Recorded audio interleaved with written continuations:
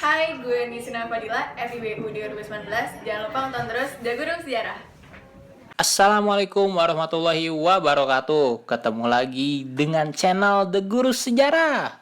Nah, channel The Guru Sejarah hari ini akan membahas tentang masa praaksara. Masa praaksara itu apa sih? Praaksara itu adalah masa ketika belum ditemukannya tulisan. Di masa praaksara ini kita akan membaginya menjadi dua subbab. Pertama adalah pembagian masa praaksara berdasarkan geologi. Geologi itu ilmu bumi ya, teman-teman. Di masa praaksara berdasarkan geologi yang pertama ada Azoikum namanya. Azoikum itu terjadi kurang lebih 2.500 juta tahun yang lalu. Ciri-cirinya masa ini adalah keadaan bumi masih belum stabil, masih sangat panas. Dan otomatis ini zaman Azoikum belum ada tanda kehidupan. Selanjutnya setelah Azoikum ada namanya Paleozoikum. Paleozoikum terjadinya kapan? Kira-kira terjadi 340 juta tahun yang lalu. Paleozoikum itu. Di zaman Paleozoikum itu mulai ada tanda-tanda kehidupan berupa mikroorganisme, hewan-hewan kecil, amuba lah ya, manusia lagi belum ada manusia. Ya, ikan-ikan dan jenis-jenis ganggang. Selanjutnya yang ketiga ada zaman Mesozoikum. Di zaman Mesozoikum ini terjadi kira-kira 140 juta tahun yang lalu. Pada masa Mesozoikum muncul binatang-binatang besar seperti dinosaurus, ya kan, burung-burung besar, pterodaktil, jenis-jenis reptil-reptil besar, komodo dan lain sebagainya. Nah, zaman Mesozoikum ini disebut juga sebagai zaman reptil. Nah, selanjutnya setelah Mesozoikum ada zaman Neozoikum yang keempat itu. Nah, Neozoikum itu terjadi kurang lebih 60 juta tahun yang lalu, ya. Tadi kan udah ada Arkaikum, kemudian Paleozoikum, Mesozoikum, dan yang keempat ini Neozoikum. Neozoikum sendiri itu kebagi dua. Yang pertama ada zaman tersier, kemudian ada zaman kuarter. Nah, untuk zaman tersier dulu ya kita bahas ya. Zaman tersier ini sudah muncul hidup binatang menyusui seperti kera gitu ya, itu mamalia ya, kera. Nah, setelah zaman tersier muncul zaman kuarter. Di zaman kuarter ini ada apa nih? Di zaman kuarter ada dua lagi kebagi, ada masa Pleistosen dan masa Holosen. Kita bahas dulu masa Pleistosen. Di masa Pleistosen atau Diluvium ini kebagi tiga lagi nih. Ada Pleistosen atas, Pleistosen tengah, dan juga Pleistosen bawah. Nah, Pleistosen atas itu muncul manusia-manusia, tapi manusia-manusia prasejarah, manusia-manusia praaksara. Kalau di Indonesia ada Homo wajakensis yang ditemukan di Wajak, Homo soloensis juga yang ditemukan di Solo. Kemudian di Pleistosen tengah ada Pithecanthropus erectus ya, yang ditemukan oleh Eugene Du Bois itu. Pithecanthropus erectus itu apa sih? Pithe itu kera, Anthropus itu manusia, erectus itu tegak. Jadi manusia kera yang berbadan tegak ya. Pithe itu kera, Anthropus itu manusia, erectus itu tegak. Jadi manusia kera yang berbadan tegak. Menggegerkan dunia nih si Pithecanthropus erectus pas ditemuin oleh Eugene Du Bois ini. Dan yang terakhir, yang ketiga ada Pleistosen bawah. Ini adalah yang paling tua di antara tiga-tiga ini. Ada Meganthropus paleojavanicus, ada Pithecanthropus mojokertensis, dan Pithecanthropus robustus. Ya. Nah, kalau manusia kayak kita Kak munculnya di mana nih Pak? Pak Guru Sejarah. Asik. Ya, itu munculnya di zaman kuarter juga, tapi di masa Holosen atau Alluvium, ya.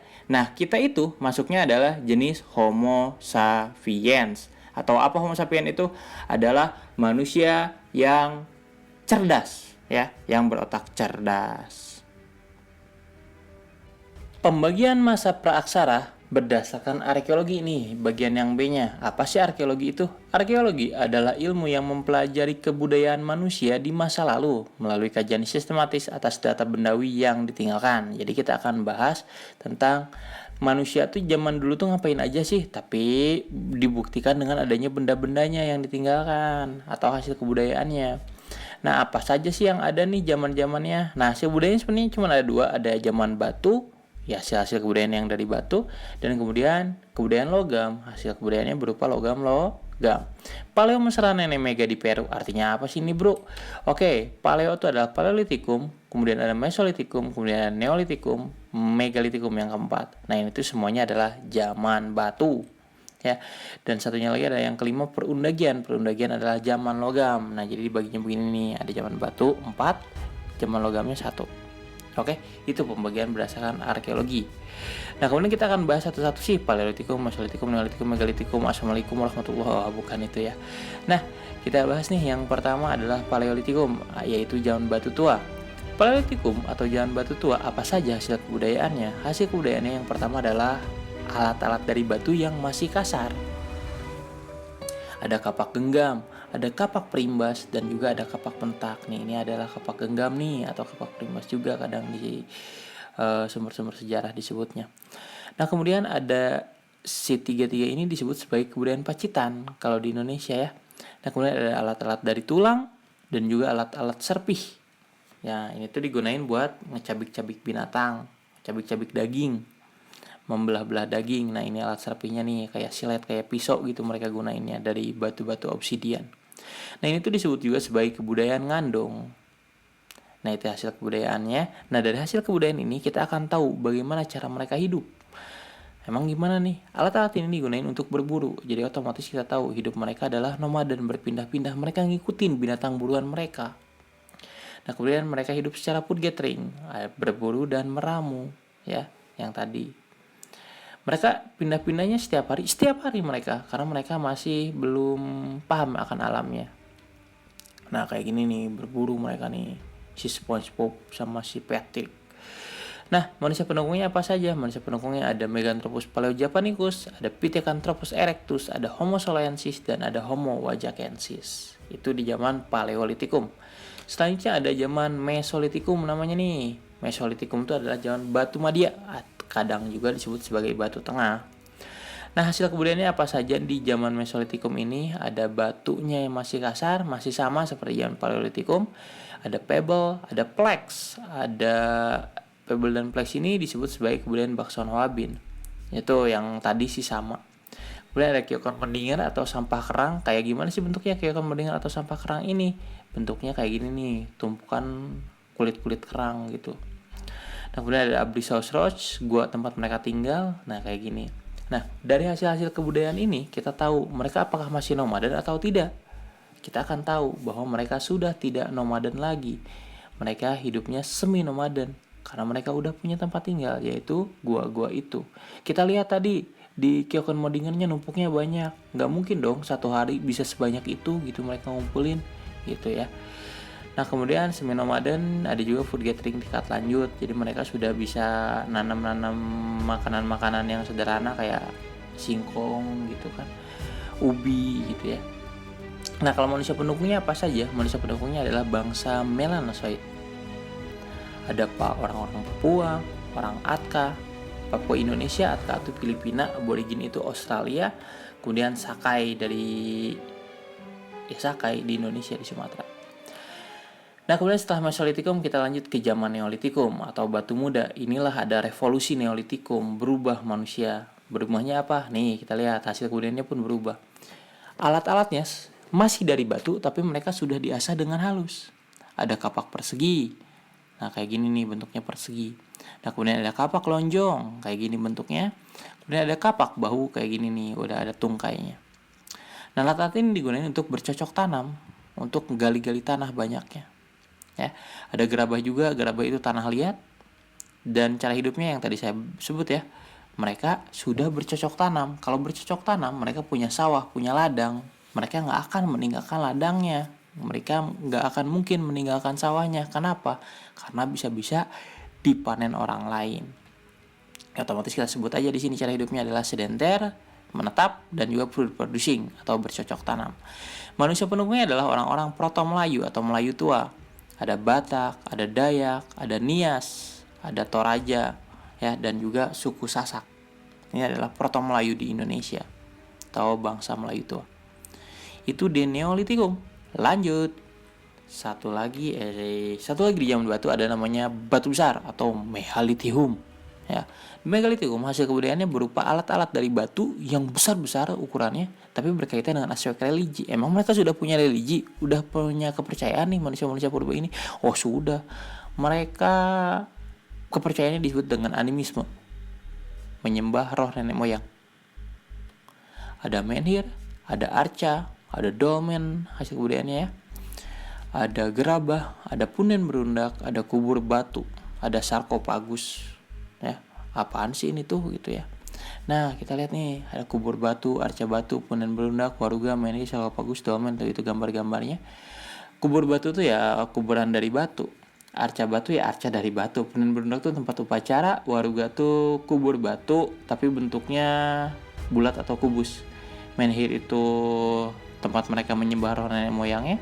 Sarkofagus itu peti mati, bentuknya biasa tuh itu ada ya. Kemudian ada dolmen. Dolmen ini meja batu dijadikan tempat sesajen. Selanjutnya bagaimana cara mereka hidup? Cara mereka hidup, mereka adalah sudah sedenter ya, sama, nggak akan mungkin balik lagi dong, sama ini kayak Neolitikum, nggak balik lagi ke Paleolitikum. Sedenter, menetap, dan berproduksi, bercocok tanam. Manusia pendukungnya masih sama, Proto Melayu juga atau Melayu tua, ada Batak, ada Toraja, Dayak, Sasak, Nias ya. Ini adalah zaman Megalitikum. Jadi ini kalau di soal-soal simak atau soal-soal sekolah tuh suka ditanya ini adalah tentang fungsi menhir apa, fungsi dolmen apa gitu-gitu ya. Nah, kemudian setelah Megalitikum terakhir ada zaman perundagian atau sebut juga zaman logam. Zaman logam di Indonesia hanya mengalami masa besi dan masa perunggu. Ya, kita tidak melewati masa tembaga. Oke, hasil kemudiannya apa saja di zaman logam? Ada nekara. Nekara itu gendang pemanggil hujan nih kayak gini bentuknya. Kemudian ada moko. Moko itu bisa digunakan sebagai mas kawin juga kalau moko. Kemudian ada arca perunggu. Ya, arca perunggu mau batu patung-patung ya. Tapi dari perunggu ada juga bejana perunggu, ada kepak corong dan juga candrasa nih kayak gini bentuknya. Ini semua adalah alat-alat upacara adat mereka. Nah, gimana sih Kak? Mereka kok bisa udah bikin alat-alat dari logam? Tekniknya gimana? Nih, tekniknya ada namanya bivalve sama asire per 2. Kalau bivalve itu dia pakai cetakan kayak bikin kue tuh kemarin lebaran kalian ya. Kemudian asire per 2 itu dia menggunakan lilin. Kalau bivalve pakai cetakan tanah liat, asire per 2 pakai lilin. Itu aja ya kata kuncinya. Kemudian cara hidupnya mereka bagaimana? Cara hidupnya mereka adalah sedenter atau menetap dan juga food producing atau bercocok tanam. Nah, manusia pendukungnya ada Detro Melayu atau Melayu muda. Nah, Detro Melayu muda tuh sama nggak sama Proto Melayu? Ya beda dong. Siapa aja nih yang Detro Melayu? Ada Jawa, ada Sunda, ada Minang, ada Bali, dan orang-orang Manado. Itulah adalah zaman perundagian. Baik, itulah tadi materi tentang masa prasejarah atau juga masa praksara yang telah kita bahas bersama-sama. Nah, berikut ini adalah foto-foto atau gambar-gambar dari benda-benda peninggalan masa praksara. Semoga apa yang bisa saya sampaikan kali ini, walaupun tidak banyak, bisa bermanfaat buat teman-teman semua. Dan kalau bermanfaat, tolong dong subscribe dan juga sebarkan ke teman-teman kalian semua. Ya, kalau kata Atta Halilintar mah don't forget to subscribe, share, and comment bla bla bla bla. Oke, bener tuh? Oke, siap. Pokoknya mah terima kasih semuanya telah menonton. Semoga ilmunya bermanfaat. Billahi taufiq wal hidayah. Wassalamualaikum warahmatullahi wabarakatuh.